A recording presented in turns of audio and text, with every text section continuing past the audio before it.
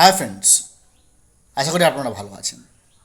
বসে আছি পথ চেয়ে, ফাগুনেরও গান গেয়ে, যত ভাবি ভুলে যাব মনও মানে না। ঠিক একই রকম ডিএ মামলা আজকে সুপ্রিম কোর্টে উঠবে 7 নম্বর কোর্টরুমে, যেখানে স্পেশাল বেঞ্চ দুটোর সময় প্রশান্ত কুমার মিশ্র স্যার এবং সঞ্জয় কারোল স্যারের ডিভিশন, মানে এই ডিভিশনাল স্পেশাল বেঞ্চে ডি মামলা উঠলে অনেকটা আমরা বুঝতে পেরে যেতাম যে গ্র্যান্ড ইউনিটের ভবিষ্যৎ কী।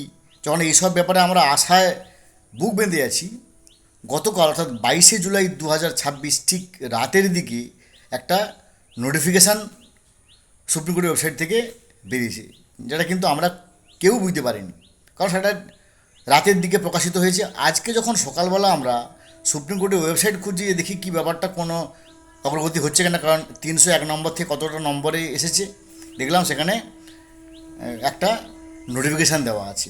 কী দেওয়া আছে না, special bench comprising honourable justice Sanjay Karol and Prashant Kumar Mishra constituted on 23/7/2026 in court number 7 at 2 p.m.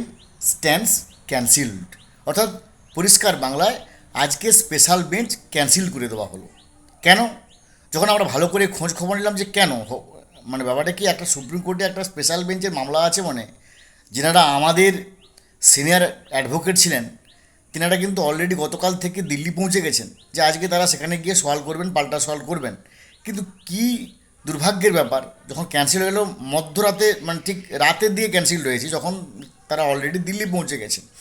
কারণটা কি না, দুটো স্পেশাল বেঞ্চের কথা আমি বলবো।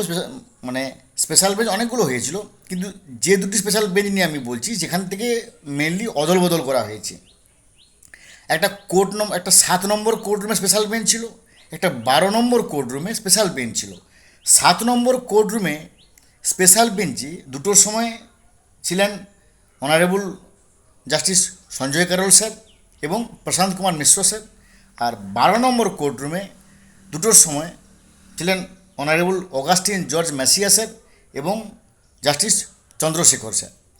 কিন্তু কী করা হলো না, 7 তারিখ, মানে আজ, মানে এই যে 7 নম্বর কোর্টরুমে এবং 12 নম্বর কোর্টরুমে রেগুলার মামলা এত হয়ে গেছে যে সারা দিন ধরে আজকে মামলা শুনতে হবে। তার জন্য চিফ জাস্টিস মনে হয়েছে যে এই স্পেশাল বেঞ্চগুলোর এতটা গুরুত্বপূর্ণ নয় যে গুরুত্বপূর্ণ রেগুলার বেঞ্চের আছে।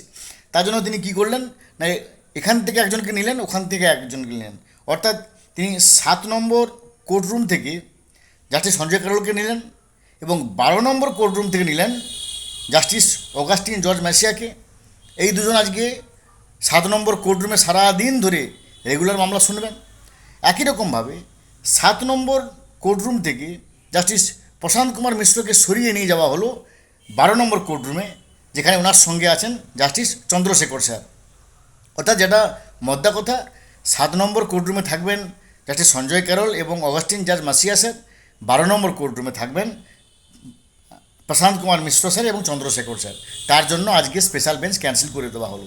কিন্তু এটা যদি একদিন আগে করা হতো, তাহলে অত্যন্ত আমাদের যারা সিনিয়র অ্যাডভোকেট বা বিভিন্ন সংগঠনের সিনিয়র অ্যাডভোকেট, তারা কিন্তু ওখানে গিয়ে অত্যন্ত মানে এই দিনটাকে ক্যান্সেল করতে পারতো। কারণ একদিন দিল্লি যাওয়া, সেখানে হোটেল বুক করা, সেখান থেকে আবার ফিরে আসা, এগুলো সুপ্রিম কোর্টের অবশ্যই, মানে মাথা নত করে আমি বলছি, এগুলো সুপ্রিম কোর্টের অবশ্যই বোঝা উচিত ছিল।